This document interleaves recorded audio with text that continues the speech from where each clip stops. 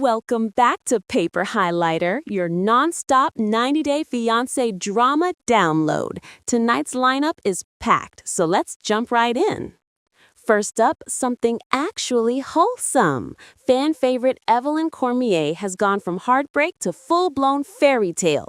After her split, her music grind, and that storybook wedding to Nicholas Vogt, she just dropped a Thanksgiving bomb on Instagram. Red flannel dress, glowing smile, ultrasound in hand, and the caption, "Happy Thanksgiving from the Vogt family of 3.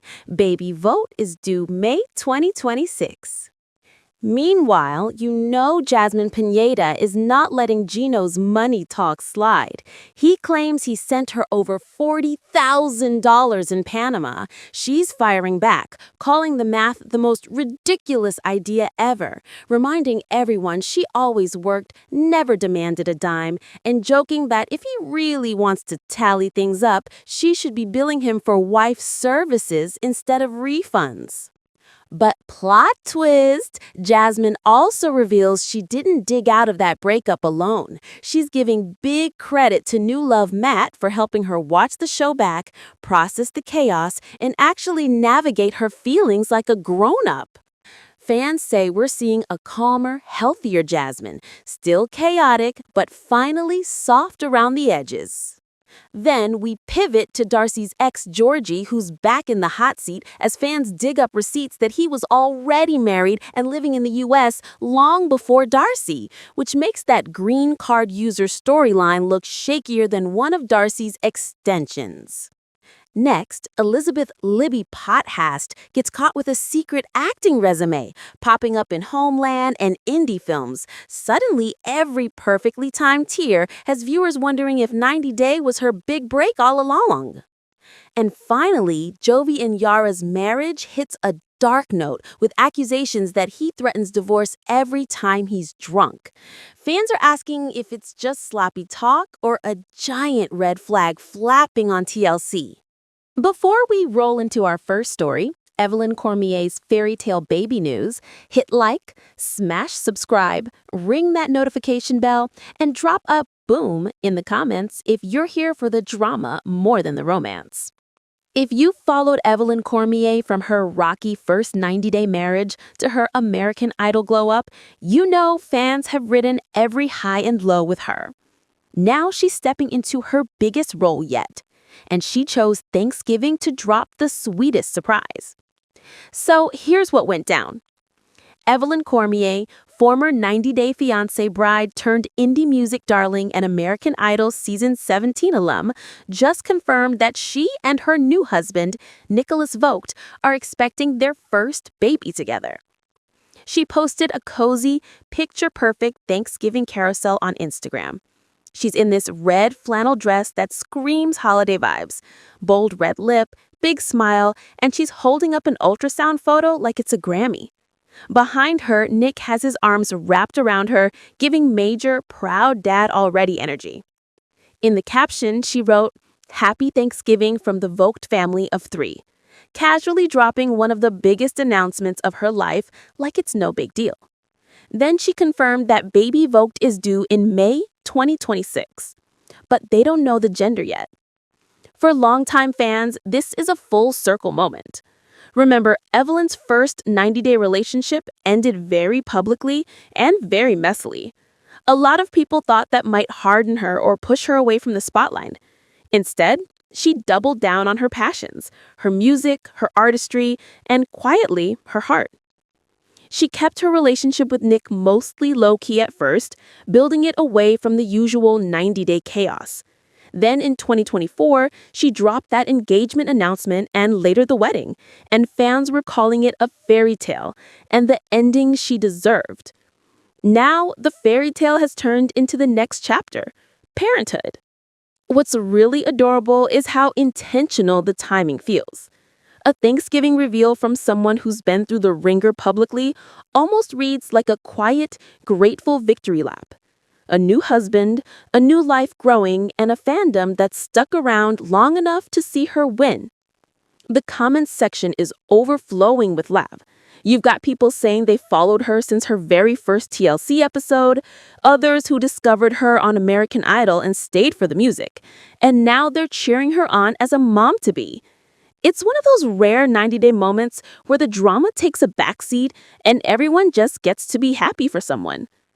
And let's be honest, Evelyn has always given old soul in a young body energy.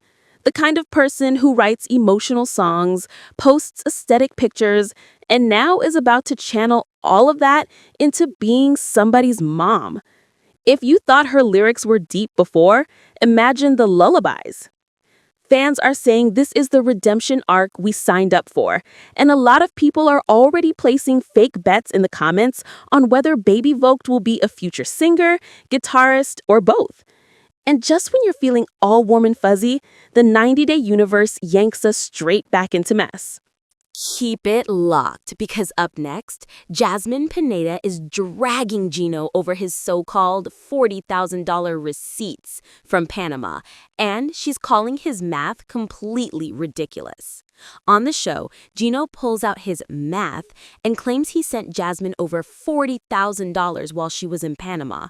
Money for rent, groceries, the kids, you name it. That number has been repeated over and over in confessionals, making it sound like he carried her financially and she gave nothing back. Jasmine, who's already been struggling with being labeled a scammer and a gold digger, has had enough. In a recent interview, when asked directly about that $40,000 figure, she does not mince words. She calls it, quote, the most ridiculous idea ever. She breaks it down. First of all, she says Gino's math is just wrong.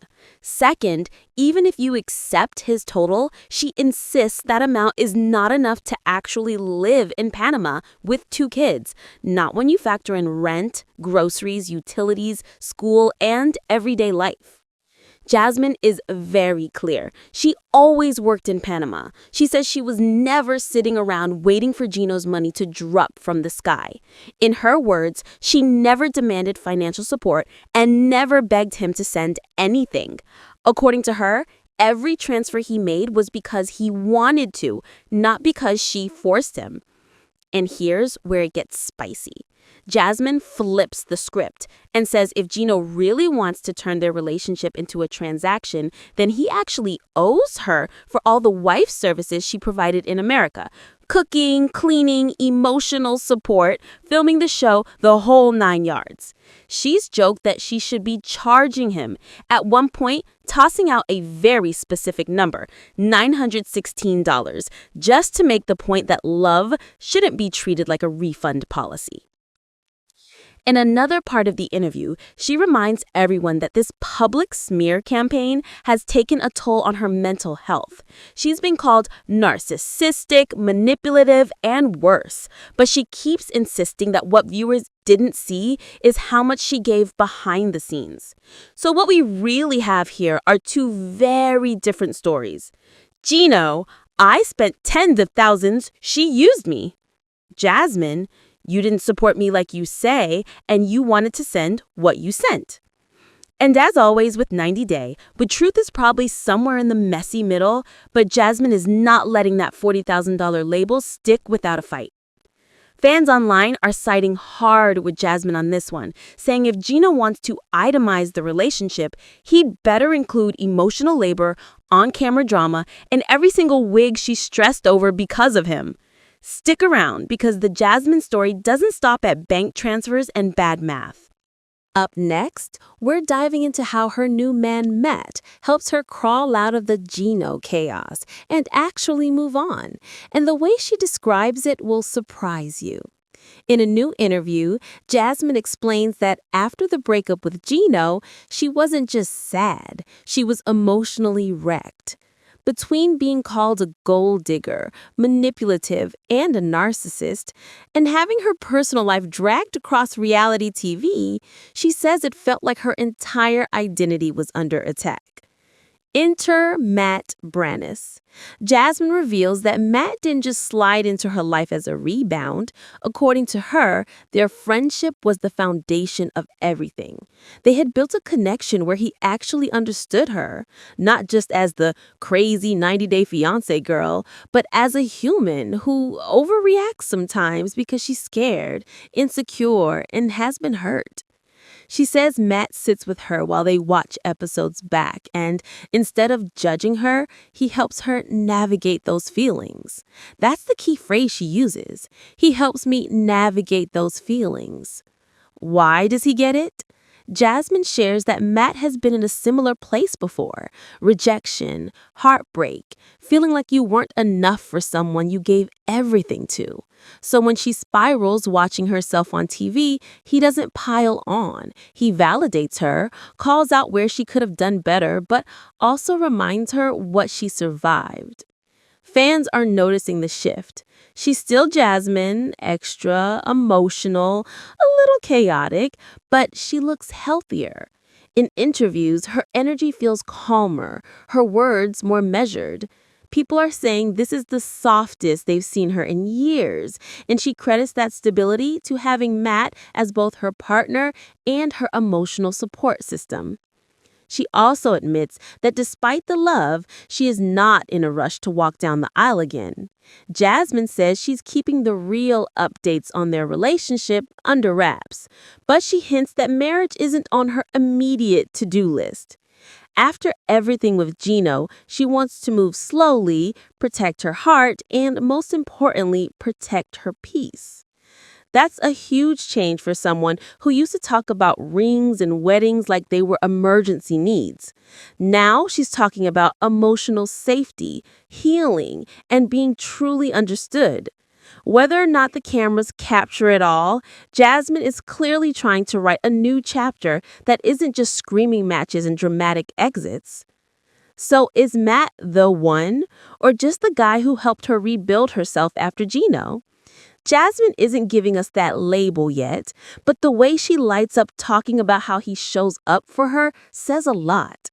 Fans are already calling Matt the emotional support boyfriend Jasmine always needed, and some are betting he'll end up being the real happily ever after if she can resist sprinting back into chaos. Don't touch that dial, because the drama doesn't stop with healing and soft launches. Next up, we're heading straight into Georgie's storyline, and the question everyone's asking: was he already married before Darcy, and did the show hide it from us? Darcy is emotional, accusing Georgie of not being honest, worrying he's cheating, and once again wondering if he ever really loved her, or if he was just using her for a green card.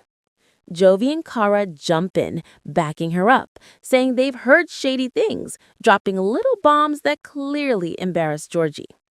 But while all of that is going on, fans online are like, hold on, didn't we already know this dude had a whole life here before Darcy? Cue Reddit receipts.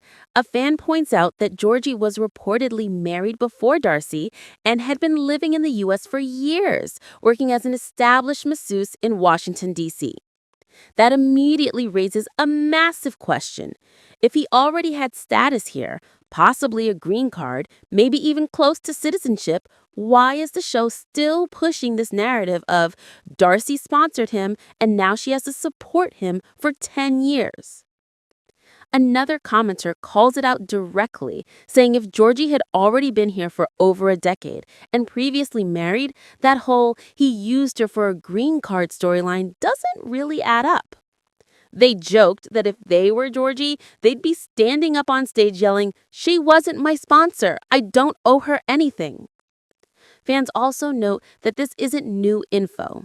One person reminds everyone that on Darcy and Stacey, there was already a segment where Darcy met Georgie's ex, and it was pretty clear he'd been married before. So people are confused as to why the tell-all is acting like the obligated to support him for 10-year storyline is still a thing. A snarky Redditor sums it up by saying the narrative is more enhanced than Darcy's cleavage, and another calls it straight up bullshit because of how long Georgie's been in the country. They speculate he likely already had a green card and just never applied for citizenship, which is on him, not on Darcy. What really frustrates fans is the feeling that production is recycling a tired trope, the American woman who gets used by a foreign husband for papers.